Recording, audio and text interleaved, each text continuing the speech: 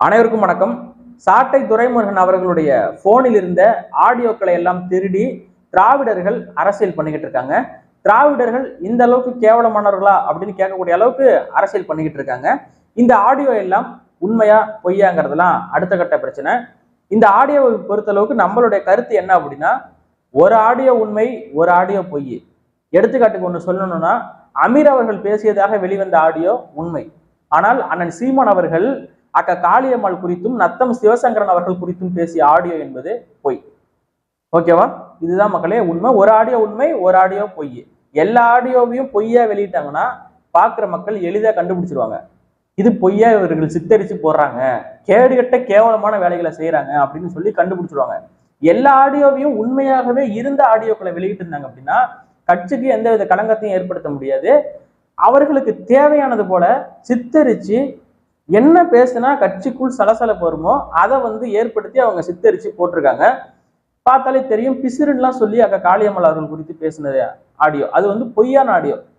இப்ப நடந்து முடிந்த நாடாளுமன்ற தேர்தல் பரப்புரைகள்ல அக்கா காளியம்மாள் குறித்து அண்ணன் சீமான் அவர்கள் பேசிய பேச்சு, கட்சிக்கு ஒரு குலதெய்வம் போல காளியம்மாள் இருக்கிறார் அப்படின்னு சொல்லி பேசியிருக்காரு. அப்போ வெளிப்படையாக தெரிகிறது இது குறித்து அண்ணன் சீமான் அவர்கள் பேசியதாக வெளியிட்ட ஆடியோ என்பது பொய். இப்படிலாம் இருக்கு மக்கள். இப்ப சாட்டை துரைமுருகன் அவர்கள் குறித்து கருத்து தெரிவிப்பாளர்கள், அவர்களுக்கு நான் ஒரு பேர் வச்சிருக்கேன், கருத்து தெரிவிப்பாளர்கள்னு ஒரு சில நபர்கள் இருக்காங்க. என்ன அப்படின்னா, கருத்து மட்டும் தான் தெரிவிப்பாங்க, களத்துக்கு வரமாட்டாங்க. கட்சிக்காக போராட்டம் நடத்தக்கூடிய விஷயத்துக்குலாம் வரமாட்டாங்க, களத்துக்கே வரமாட்டாங்க. கருத்து மட்டும் தெரிவிச்சுக்கிட்டு இருப்பாங்க. ஆனா நான் நாம் தமிழர் கட்சியெல்லாம் கிடையாது, நான் ஒரு நடுநிலையாளர் அப்படின்னு சொல்லிப்பாங்க. சில இடங்கள்ல கருத்து முரண்பாடு அவர்களுக்கு ஏற்படும். இப்ப எடுத்துக்காட்டுக்கு சொல்லணும் அப்படின்னா, இந்த மாட்டுக்கறி விஷயத்துல ஒரு சில நபர்களுக்கு கருத்து வேறுபாடு, கருத்து முரண்பாடு ஏற்படும். திடீர்னு பார்த்தா அண்ணன் சீமானர்களுக்கு எதிராக உட்காந்துட்டு சங்கி ஊடகங்கள் எல்லாம் போய் உட்காந்துட்டு பேசுவாங்க. எப்படின்னா, என்ன மாட்டுக்கறியை பத்தி பேசுறாரு, உங்களால பன்னிக்கறியை பத்தி பேச முடியுமா, பன்னிக்கறியை பத்தி பேசினா இஸ்லாமியர்கள் எல்லாம் கோச்சுக்குவாங்க, அதனால பன்னிக்கறியை பத்தி சீமான் பேச மாட்டாரு அப்படின்னு சொல்லி பேசுவாங்க. ஆனா அண்ணன் சீமான் அவர்கள் என்ன சொல்றாரு அப்படின்னா, டே முட்டாப்பையில, நான் மாட்டுக்கறியும் திம்மேன், பன்னிக்கறியும் திம்மேன், அது என்னோட விருப்பம், நான் 2 கறியும் திம்மேன்.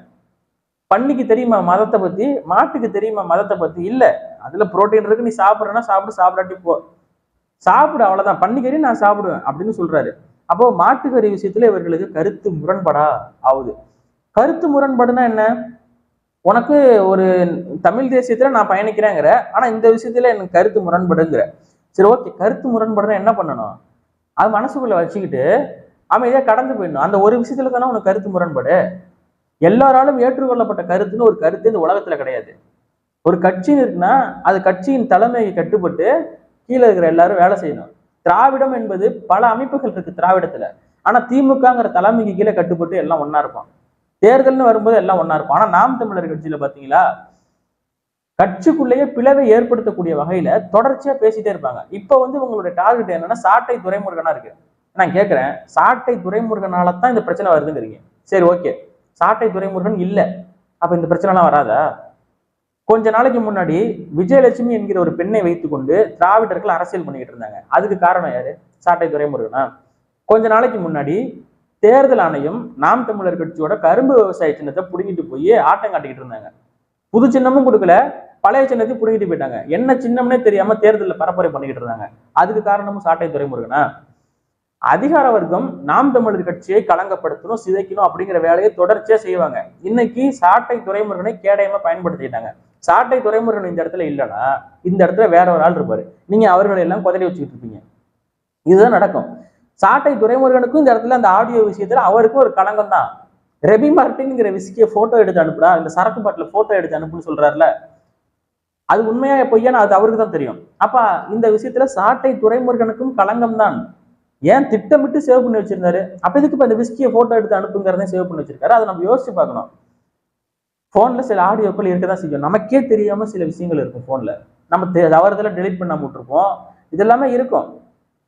அதுல 2 போன் வச்சிருந்ததா சொல்லப்படுது.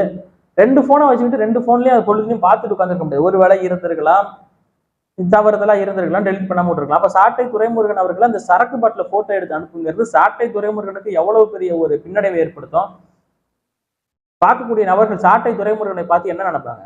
ஒரு நபர் பேசியிருக்காரு, நீங்க பாத்தீங்கன்னா காளியம்மாள் குறித்தும் நத்தம் சிவசங்கரன் குறித்தும் தான் ஆடியோ வெளியாகுது. அமீரர்கள் குறித்தும் வெளியாகுது. நாம் தமிழர் கட்சியில் இருக்கக்கூடிய சாட்டை துரைமுருகனை தவிர முக்கிய புள்ளிகளாக இருக்கக்கூடிய இடும்பான கார்த்தி இவங்களை பத்தி தான் ஆடியோ வெளியாகுது. ஆனா சாட்டை துரைமுருகனை பத்தி எந்த ஆடியோ வெளியாகல பாருங்க. அப்ப சாட்டை துரைமுருகன் தான் அதுக்கெல்லாம் காரணம். சாட்டை துரைமுருகன் ஒரு கருப்பாடு அப்படின்னு சொல்லி பதிவு பண்றாரு. சாட்டை துரைமுருகனை பற்றியும் தான் ஆடியோ வெளியாயிருக்கு. தெளிவா பார்த்துட்டு பேசுங்க. அந்த சரக்கு பாட்டில போட்டோ எடுத்து அனுப்புன்னு சொல்றாருல சாட்டை. அப்ப அதுவும் அவருக்கு பின்னடைவு தான். நான் இந்த இடத்துல சாட்டை துரைமுருகனுக்கு ஜால்ரா அடிக்கல, சாட்டை துரைமுருகனுக்கு முட்டு கொடுக்கல. கட்சியில இருக்கக்கூடிய உட்கட்சி பிளவுகளை பண்ணக்கூடிய வேலைகளை நான் சுட்டி காட்டுறேன். சாட்டை துரைமுருகனால எனக்கு எதுவும் ஆக போறது இல்லை, என்னால அவருக்கு எதுவும் ஆக போறது இல்லை. ஆனா கட்சியின் தலைமைக்கு கட்டுப்பட்டு அண்ணன் சீமான் அவர்கள் சொல்வதற்கு கட்டுப்பட்டு நீங்க பேசுங்க. அண்ணன் சீமான் அவர்களுக்கு தெரியும் நீங்க ஒன்னும் அண்ணன் சீமான் அவர்களுக்கு அறிவுரை சொல்லக்கூடிய இடத்துல நீங்க கிடையாது. இன்னைக்கு எல்லாருமே அண்ணன் சீமானுக்கு தாங்க அறிவுரை சொல்லிக்கிட்டு இருக்காங்க. சாட்டையை வச்சிருக்கிறது நல்லது இல்ல, கட்சியை விட்டு நீக்குங்க. சீமான் கொஞ்சம் கவனத்தில் எடுக்க வேண்டும். அவர் கவனம் இல்லாம தான் சுத்திக்கிட்டு இருக்காரு. நீங்க அவருக்கு கவனத்தை ஏற்படுத்திடுறீங்க. இப்ப நீங்க தான் வந்து சீமான் அவர்களுக்கு விழிப்புணர்வை ஏற்படுத்திக்கிட்டு இருக்கீங்க. அவரு இந்த நாட்டுல இத்தனை லட்சம் இளைஞர்களை விழிப்புணர்வு ஏற்படுத்தி அரசியல் பேச வச்சிருக்காரு. இவர்கள் வந்து இன்னைக்கு அண்ணன் சீமானுக்கே விழிப்புணர்வை ஏற்படுத்துறாங்களா? அண்ணன் சீமானுக்கு தெரியும். அண்ணன் சீமான் அவர்களே நடவடிக்கை எடுத்து சாட்டை துரைமுருகனை கட்சியை விட்டு நீக்கிட்டா அதுக்கப்புறம் நம்ம சாட்டையை பத்தி பேச போறது இல்லை.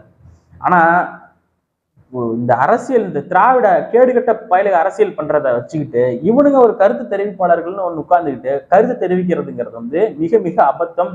இவர்கள் மேலதான் எனக்கு சந்தேகமா இருக்கு. நீங்க தான் கருப்பாடு. கட்சிக்குள்ளேயே உள்ளே வந்து பிளக்கக்கூடிய வேலைகளை பார்த்துக்கிட்டு இருக்கீங்க, பிரிவுகளை ஏற்படுத்தக்கூடிய வேலைகளை செஞ்சுக்கிட்டு இருக்கீங்க. வெளிப்படையா நான் பேரை சொல்லி பேச விரும்பல, பேரை சொல்லி பேசினா அது நல்லா இருக்காது. ஏன்னா உங்களுக்கும் எங்களுக்கும் நிறைய வித்தியாசம் இருக்கு. நம்ம வந்து நான் திராவிட தரப்பினர்களை மிகவும் கேவலமா பேசுவேன், கெட்ட வார்த்தை கூட போட்டு பேசியிருக்கேன். ஆனா நம்ம உறவுகளை விட்டு கொடுக்க கூடாது. 1000 கருத்து முரண்பாடு இருக்கட்டும், மாட்டுக்கறி விஷயத்துல உனக்கு கருத்து முரண்பாடு இருக்கட்டும், பன்னிக்கறி விஷயத்துல உனக்கு கருத்து முரண்பாடு இருக்கட்டும், கொஞ்சம் அமைதியா இருங்கன்னு தான் சொல்றேன். கருத்து முரண்பாடுன்னா அமைதியா இருங்க.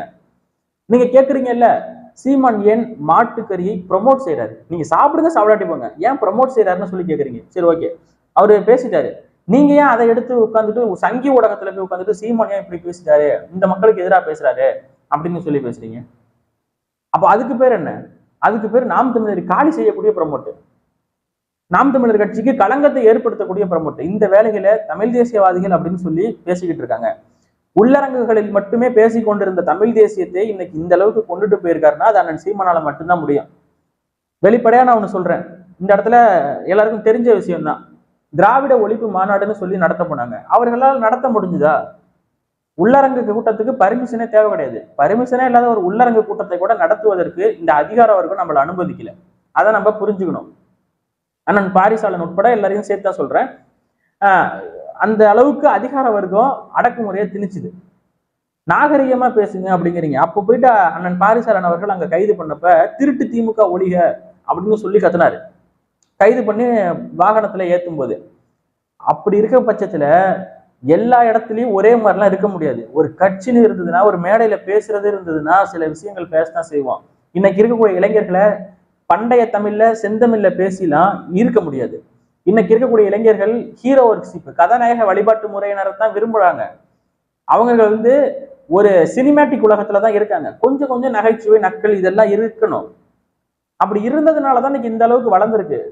அதனால மட்டும் வளர்ந்ததுன்னு நான் சொல்லல. கட்சியின் கொள்கை, கோட்பாடு, கருத்து எல்லாம் பிடிச்சி போய் பல லட்சக்கணக்கான இளைஞர்கள் ஈர்த்து உள்ள வராங்க நாம் தமிழருக்குள்ள.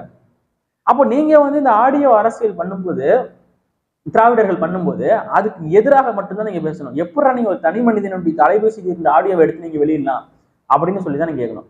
அதை விட்டுட்டு நீங்க என்ன கேட்கறீங்க, சாட்டை துரைமுருகன் இதெல்லாம் ஏன் வச்சிருந்தாருன்னு கேட்கறீங்க. சாட்டை துறை, நாங்க ஒரு வெளிப்படையா ஒண்ணு சொல்லிட்டா, அது உண்மையாவே இருந்தாலும் நம்மளாம் பொய்ன்னு தான் பேசணும், பொய்ன்னு தான் பேசணும் அதெல்லாம். ஆனா அந்த அளவுக்கு இப்ப திராவிட தரப்பினர்கள் அவங்க குறித்த ஆடியோ வெளியா இருந்துச்சுன்னா அதெல்லாம் பொய்ன்னு தான் சொல்லி அவங்க பேசியிருப்பாங்க. எல்லாரும் ஒத்துமையா ஒரே மாதிரி கூடி நின்று தொழில்நுட்பத்தை பயன்படுத்தி எடிட் செஞ்சு போடுறாங்க அப்படின்னு தான் அவங்க சொல்லியிருப்பாங்க. ஆனா நம்ம ஆளுங்க என்ன பண்றீங்க, எல்லாரும் ஆமா சாட்டை துரைமுருகன் போன்ல இருந்துதான், அப்ப அவனா சித்தரிச்சு போட்டா கூட அது உண்மை ஆகுது இல்லைக்கு, ஆகுதா இல்லையா? ஆகுது. ஆனா என்னுடைய கருத்து என்பது இதுல ஒரே ஒரு கருத்து தான், எல்லா ஆடியோவும் உண்மை கிடையாது, எல்லா ஆடியோவும் பொய் கிடையாது. இந்த கருத்துல நான் உறுதியா இருக்கேன். அமீரர்கள் பேசியது உண்மை, அமீரர்களின் ஆடியோ உண்மை, அக்கா காளியம்மாள் குறித்தும் நத்தம் சிவசங்கரன் அவர்கள் குறித்தும் அண்ணன் சீமான் அவர்கள் பேசியது பொய். எல்லா ஆடியோவும் உண்மை கிடையாது. அதை முதல்ல பார்த்த உடனே நம்பிடாதீங்க. ஆய்ந்து தெளிந்து சிந்திக்க கத்துக்கோங்க. உட்கட்சிக்குள்ள இருக்கக்கூடிய பிளவுகள், தனி மனித மீது இருக்கக்கூடிய விமர்சனம், கருத்து வேறுபாடு, அந்த காழ்ப்புணர்ச்சி, இதெல்லாம் தள்ளி வச்சுட்டு கொஞ்சம் கருத்துக்காக நில்லுங்க. இது இன்னும் உங்க கட்சியோ என் கட்சியோ கிடையாது. உலகத்துல இருக்கக்கூடிய அத்தனை தமிழர்களும் இன்னைக்கு வந்து எதிர்பார்த்துக்கிட்டு இருக்காங்க, தாய் தமிழ்நாட்டுல அரசியல் மாற்றம் வந்துடாதா அப்படின்னு சொல்லி. கருத்து முரண்பாடு, இந்த முரண்பாடுன்னு சொல்லி சுத்திக்கிட்டு இருக்கிறது தேவையில்லாத ஒரு வேலை. இந்த காணொலியோட நோக்கம் வந்து பாத்தீங்கன்னா, யார் மனதையும் புண்படுத்துவதற்காக அல்ல, யாரையும் விமர்சனம் செய்வதற்காகவும் அல்ல, யாருக்கும் முட்டு கொடுக்கறதுக்காகவும் அல்ல. நடக்கிற யதார்த்தத்தை பேசிக்கிட்டு இருக்கேன். ஒற்றுமை என்பது மிக மிக முக்கியம். துரோகம் என்கிற வார்த்தைக்கு அர்த்தம் தெரியாத அளவுக்கு அடுத்த தலைமுறையை நம்ம வளர்த்தெடுக்கணும். துரோகத்தாலதான் வீழ்ந்தோம், ஈழத்துல வீழ்ந்தோம். தமிழர் என்ன வரலாற்றை எடுத்து பார்த்தோம்னா எல்லா இடத்துலயும் துரோகத்தால வீழ்ந்த ஒரு இனம் தான். நம்ம ஆளுங்க தான் நமக்கு எதிரியா இருப்பான். வந்த அயலான் நேருக்கு நேரா மோதி வெல்ல முடியாம நம்ம ஆளுங்களே நமக்கு எதிராக திருப்பி விடுவோம். இன்னைக்கு எடுத்துக்கிட்டோம் அப்படின்னா, சாதி ரீதியா நம்மளை பிரிச்சு விட்டுட்டு இருக்கான், மத ரீதியா நம்மளை பிரிக்க பாக்குறான். இன்னும் இப்படிதான் வந்து பண்ணிக்கிட்டு இருக்காங்க. ஒரு உட்கட்சிக்குள்ளேயே வந்து என்னென்ன பண்ண முடியுமோ எல்லாம் பண்ணுவானுங்க. அந்த வேலைகளுக்கெல்லாம் நாம் இடம் கொடுத்து விடக்கூடாது. மாட்டுக்கறி பிடிச்சா சாப்பிடுங்க, பிடிக்கலன்னா சாப்பிடாதீங்க, அதான் நம்ம கருத்து. அண்ணன் சீமான் அவர்கள் 2 கறியும் சாப்பிடுவாருப்பா. நானும் 2 கறியும் சாப்பிடுவேன், மாட்டுக்கறியும் சாப்பிடுவேன், பன்னிக்கறியும் சாப்பிடுவேன். யாரு வேணாலும் அது அது கருத்து முரண்பட்டுனா அதை அப்படியே விட்டுருங்க, அவ்வளவுதான். உங்க கருத்தை நான் மதிக்கிறேன், உங்க கருத்தை நான் மதிக்கிறேன், ஆனா உங்க கருத்தை நான் விமர்சிக்கல. நீங்க எல்லாம் அண்ணன் சீமான் அவர்கள் கருத்தை மதிங்க, மதிக்காட்டி போங்க, ஆனா விமர்சிக்காதீங்கன்னு சொல்ல வரேன்.